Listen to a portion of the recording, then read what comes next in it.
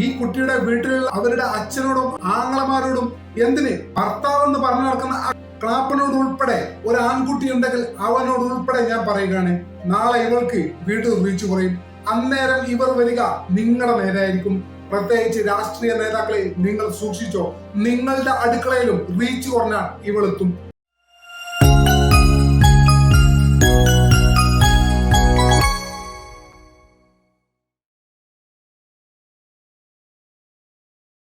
കഴിഞ്ഞ ദിവസം ആത്മഹത്യ ചെയ്ത ദീപക് എന്ന കോഴിക്കോട് സ്വദേശിയുടെ മരണം ഒരു കേവലം ആത്മഹത്യയാണെന്ന് ഞാൻ വിശ്വസിക്കുന്നില്ല. അതൊരു കൊലപാതകമാണ്. കൊലപാതകം എന്ന് പറയുമ്പോൾ കത്തി കൊണ്ടോ വാളുകൊണ്ടോ തോക്കുകൊണ്ടോ അല്ല, ഒരു മൊബൈൽ ഫോൺ കൊണ്ട് ഒരു ക്രൂരയായ സ്ത്രീ, നക്കാപ്പിച്ച ഡോളറിനും വേണ്ടി ഒരു ക്രൂരയായ സ്ത്രീ നടത്തിയ അതിദാരുണമായ കൊലപാതകമാണ് ദീപകിന്റേത്. സോഷ്യൽ മീഡിയയിൽ റീച്ചിനായി ശരീരത്തും കൊണ്ടും മറ്റുള്ള പല കാര്യങ്ങൾ കൊണ്ടും റീച്ചിനായി പലരും പല അഭ്യാസങ്ങളും നടത്തുന്നത് നമ്മളൊക്കെ കണ്ടിട്ടുണ്ട്. അതിലേക്ക് ഒരു പുതിയ അധ്യായം കൂടിയാണ് കഴിഞ്ഞ ദിവസം ദീപകിലൂടെ ചേർക്കപ്പെട്ടത്. പക്ഷെ ഇവിടെ അതിനുമൊക്കെ അപ്പുറം ഒരു മനുഷ്യനെ സമൂഹത്തിന് മുന്നിൽ പ്രതിയാക്കി തീർക്കുന്ന ഡിജിറ്റൽ ലിഞ്ചിങ് ആണ് നമ്മൾ ശ്രദ്ധിക്കേണ്ടത്. ഈ വീഡിയോ നിങ്ങൾ കണ്ടിട്ടുണ്ടെങ്കിൽ നിങ്ങൾക്ക് ഒരു കാര്യം കൃത്യമായിട്ട് മനസ്സിലാവും.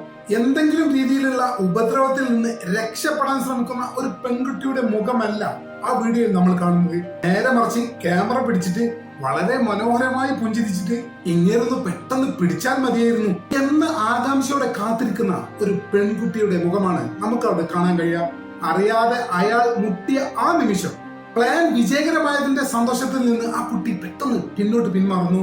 ഉടനെ തന്നെ അവളുടെ മുഖഭാവവും സന്തോഷം കൊണ്ട് ആറാടുന്നതായി നമ്മൾ ശ്രദ്ധിച്ചു നോക്കിയാൽ നമുക്ക് മനസ്സിലാവും. ഇതെല്ലാം യാദൃശികമാണെന്ന് നിങ്ങൾ വിചാരിക്കുന്നുണ്ടോ? അല്ലെങ്കിൽ യാദൃശികമല്ല എന്ന് നിങ്ങൾ വിചാരിക്കുന്നുണ്ടോ? മാത്രമല്ല ഇവിടെ പരിസരവും അതീവ നിർണായകമാണ്. അയാൾ നിൽക്കുന്നത് നിങ്ങൾ ശ്രദ്ധിച്ചു നോക്കുക. അയാൾ നിൽക്കുന്നത് ബസിന്റെ സ്റ്റെപ്പ് ബോർഡിന് അരികിലാണ്. അതായത് പിറകിലൂടെ ആളുകൾ തുടർച്ചയായി ഇറങ്ങുകയും കയറുകയും ചെയ്യുന്ന സ്ഥലം.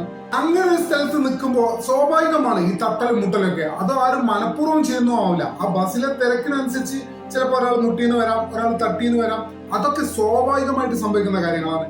ഇനി ഇവളുടെ ദേഹത്ത് തട്ടി എന്നിരിക്കട്ടെ, തട്ടിയിട്ടില്ല എന്നുള്ളത് ആ വീഡിയോ കണ്ടാൽ മനസ്സിലാകാം. ഇനി തട്ടി എന്ന ഒരു വാദത്തിന് വേണ്ടി നമുക്ക് അംഗീകരിക്കാം. എങ്കിൽ പോലും അയാൾ അത് മനഃപൂർവ്വം ചെയ്തതായി നമുക്ക് ഒരിക്കലും കണക്കാക്കാൻ പറ്റില്ല. അത് മിക്കവാറും പിന്നിൽ നിന്ന് വന്ന തള്ളിന്റെ പ്രതിഫലനം കൊണ്ട് തന്നെ സംഭവിച്ചതാവാനാണ് ഏറ്റവും കൂടുതൽ സാധ്യത. എന്നെ ഒന്ന് മുട്ടുമോ ചേട്ടാ എന്ന രീതിയിൽ ഉദ്ദേശപൂർവ്വം ചേർന്ന് നിന്നുകൊണ്ടാണ് ഈ കുട്ടി വീഡിയോ എടുക്കുന്നത് എന്ന് നിങ്ങൾക്ക് ആ വീഡിയോ ശ്രദ്ധിച്ചാൽ മനസ്സിലാവും. എങ്കിൽ പോലും ഒരു സ്ത്രീയുടെ ശരീരത്തിൽ അവളുടെ അനുവാദമില്ലാതെ തട്ടുന്നതൊക്കെ തെറ്റ് തന്നെയാണ്. പക്ഷെ ഇവിടെ അങ്ങനെ സംഭവിച്ചെങ്കിൽ പോലും അതൊരു സ്വാഭാവികമായിട്ടുള്ള ബസ്സിനകത്തെ തിരക്ക് കാരണം സംഭവിച്ചതാണ്. അതൊരു കുറ്റകൃത്യമായിട്ട് നമുക്ക് കാണാനും പറ്റില്ല. നിങ്ങൾ ആ വീഡിയോ ശ്രദ്ധിച്ച് കണ്ടാൽ നിങ്ങൾക്കൊരു കാര്യം മനസ്സിലാവും. ആ വീഡിയോയിൽ ആ മനുഷ്യനെ ഒരു 20% പോലും കുറ്റം പറയാൻ നമുക്ക് സാധിക്കില്ല. എന്നിട്ടല്ലേ 100% കാര്യം നിങ്ങൾ ആ വീഡിയോ ശ്രദ്ധിച്ചു നോക്ക്. 100% പോയിട്ട് 20% പോലും ആ മനുഷ്യനെ കുറ്റപ്പെടുത്താൻ ഒരു നിലക്കും നമുക്ക് സാധിക്കില്ല. ഈ സംഭവങ്ങളെല്ലാം ഒത്തുകൂടി നോക്കുമ്പോൾ ഒരു കാര്യം വളരെ കൃത്യമാണ്. സോഷ്യൽ മീഡിയയിൽ വൈറലാവാൻ വേണ്ടി അതിലൂടെ നക്കാപ്പിച്ച ഡോളർ കിട്ടി ക്ലാപ്പനായ ഭർത്താവിനെയും മക്കളെയും അച്ഛനെയും അമ്മയെയും പോറ്റാമെന്ന ഉദ്ദേശത്തോടെ ഒരു പെണ്ണ് നടത്തിയ ഒരു കൃത്യമായ നാടകമായിരുന്നു ഈ സംഭവം എന്നത് എല്ലാവർക്കും വളരെ സിമ്പിളാക്കി മനസ്സിലാക്കാൻ സാധിക്കും. എന്നിട്ട് അവസാനം എന്തായി?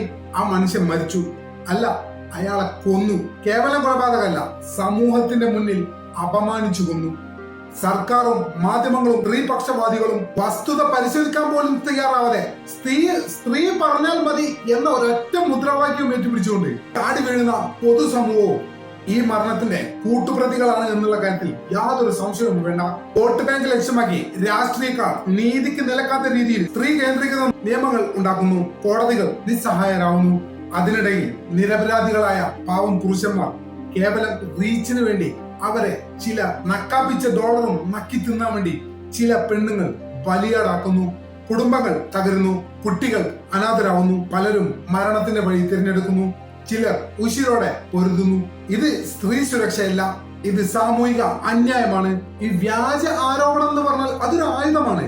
കത്തിയേക്കാൾ, തോക്കിനേക്കാൾ മൂർച്ചയുള്ള, വാളിനേക്കാൾ മൂർച്ചയുള്ള ആയുധം. ഒരു മനുഷ്യന്റെ ജീവിതം, ജോലി, കുടുംബം, മാനസിക ആരോഗ്യം ഇതെല്ലാം തകർക്കാനുള്ള ശേഷി ഈ വ്യാജ ആരോപണം എന്ന ആയുധത്തിനുണ്ട്.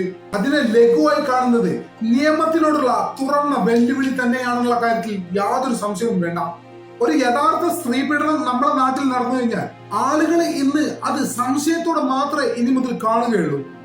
ആ ഇരയുടെ നിലവിളി സമൂഹം ഏറ്റെടുക്കാൻ പോലും പലപ്പോഴും ഇത്തരം വൈറൽ സ്റ്റണ്ട് ഫെമിനിസ്റ്റുകൾ നശിപ്പിക്കുന്നത് യഥാർത്ഥത്തിൽ പീഡനം അനുഭവിക്കുന്ന പെൺകുട്ടികളുടെ അവസ്ഥയെ കൂടിയാണ്.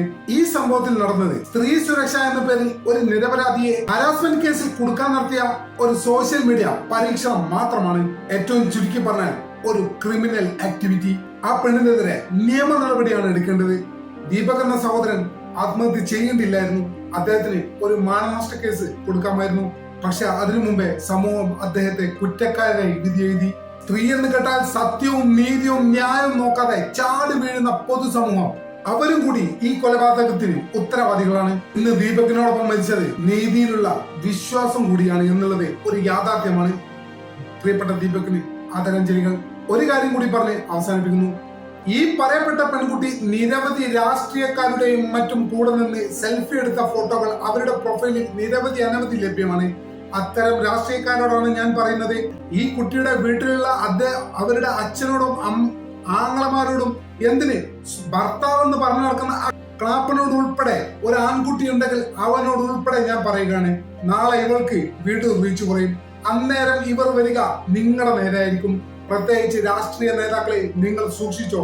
നിങ്ങളുടെ അടുക്കളയിലും റീച്ച് കുറഞ്ഞാൽ ഇവളെത്തും. സൂക്ഷിക്കുക. എല്ലാവരും കൃത്യമായ അകലം പാലിക്കുക. മാറ്റി നിർത്താൻ സാധിക്കുമെങ്കിൽ മാറ്റി നിർത്തുക. നമ്മുടെ ചാനൽ ഇതുവരെ സബ്സ്ക്രൈബ് ചെയ്ത സുഹൃത്തുക്കൾ ഇപ്പം തന്നെ സബ്സ്ക്രൈബ് ചെയ്ത് പിന്തുണ നൽകണമെന്ന് വിനീതമായി അഭ്യർത്ഥിക്കുന്നു. മറ്റൊരു വീഡിയോയുമായി കാണുമെന്ന്